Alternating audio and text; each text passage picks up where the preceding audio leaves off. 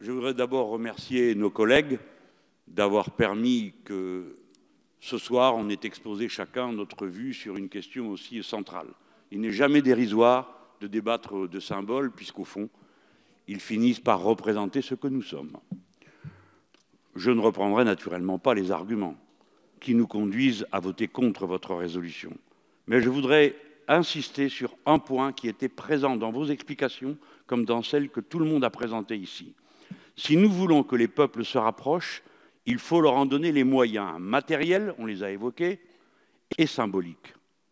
C'est la raison pour laquelle notre argument contre ce drapeau est son caractère et son origine confessionnelle, que nous ne confondrons pas avec celui de la patrie, qui certes, au début, n'est pas plus clair qu'un autre drapeau, mais que l'histoire a chargé, que la Marseillaise a chargé, que les victoires et les défaites ont chargé d'un sens ineffaçable pour toujours.